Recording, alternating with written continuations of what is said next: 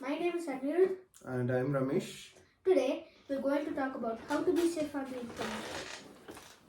How to be safe on the internet? Wow, that's an excellent topic. Are you on the internet? We just started this YouTube channel, so we definitely are on the internet. Okay, so how do you think we should safeguard ourselves? Well, I know one thing about this. Do not keep a simple passcode like 1234 or something like that. You can use a passcode generator or like a passcode generator or a phrase like cats are as cool as cucumbers. I hope that is not your password because you have blurted it out to the internet. I can't tell my password, otherwise people will hack me. That is called social engineering. I was trying to get the password out of you. Anyway, that's great. So how else you be secure on the internet? I don't know any other ways. You don't know? Yeah. You know what you should be doing?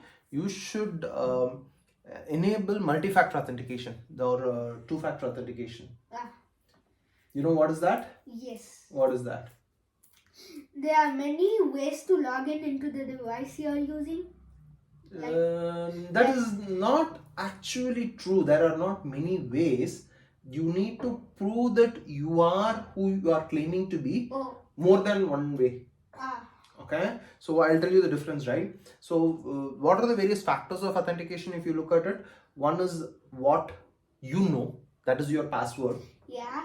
The next is basically what you carry with you, like that is your phone. No. What you carry with you is something like your phone, your SMS, OTP can come. It is basically proving that I hold that device with me. Yeah. Okay, and the third thing is what you possess or what you own, which cannot be changed. That is basically your iris, your fingerprint, and all of that.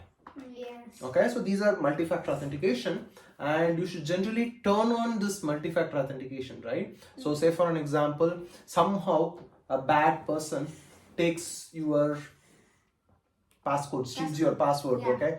Using keylogger or guessing or using social engineering, they get your password. Then it will ask, hey, I have sent an OTP to your device, can you prove it? Or if it is say Gmail would say, I have sent 3 numbers, press this number in the phone. Okay, so using that, it would help you to stay safe. Yeah. Gotcha? Yeah. And you should be very careful when you are dealing with financial transactions. Oh, yeah. Right? Like when you're giving money to another person. Yeah. Like, let's say somehow another bad person comes and hacks your friend. And then they ask, can you please send like 50 rupees, 100 rupees to me? And then you will be okay and then send 50 rupees. But you're not sending it to your friend. You are sending it to that bad person. And they get collect money out of you. That's really a good scenario, Anirudh. You know what is that known as? It is basically like another way of stealing. Yeah, it is basically acting the other person out. Like someone messages you and say, hey, can you please immediately, I'm your friend, can you please immediately send me money to this number, etc. So how would you safeguard yourself from that? I don't know. Can you tell me? So you should actually try to call that person and confirm that is the actual person who is doing it. But what if they just have their own phone? They somehow have a recording of your friend talk. But they can't have. But see, your questions can be random, right? Yeah. Right? You can ask a random question and then, hey, where are you now? Right? They may not be prepared for that answer. Right? They cannot play out that entire conversation. Yeah. Right? So that is one way of doing it. And generally another thing what typically happens is this, right? They steal one part of your authentication, which is basically, say for an example, your CVV or credit card or debit card pin or anything. And then slowly they can take control of your whole phone. So you should never install unknown apps. You should only install it from Play Store or App Store.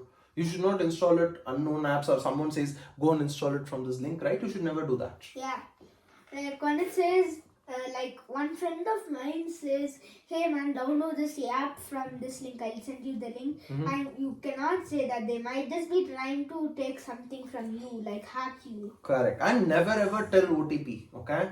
And only you should initiate any kind of a transaction. Like say someone calls you and then say claim that they are from the bank. Okay, it's another way of what you explained before, right? People trying to say that you are they are your friend and they need money over SMS, right? So in this case, someone will call you and then say, hey, you know what, you need to do your KYC, or you need to do this immediately. What is a KYC? KYC is a process which the banks follow for know your customers. But keep that aside. They would say, hey, you know what, you have to do this immediately, else your card will be blocked. Okay, never cave in. Yes. Okay, in the worst case scenario, so this interesting thing happened to me, right? Someone called me and then said, you haven't done your KYC, you should do it right now or your card will be blocked. Yeah. So what I said, okay, block my card. Then he said, okay, on your request I'm blocking, I'll send an OTP, give me the OTP. If I have given the OTP, what would have happened? He would actually block your card. No, he would have actually taken money from it. That person is a scamster. He's a scammer, you know. He is trying to take money out of me and he's trying to get the OTP out of me. And you didn't send the OTP. I said, you are trying to scam me, man. I'm not that fool. So, okay, never ever tell the OTP, never ever tell your password. Always have two-factor authentication enabled. So these are some good ways to keep yourself safe online. Yeah. That was a great session today, right? Yeah. Cool then. Bye guys. See you next week. Yeah.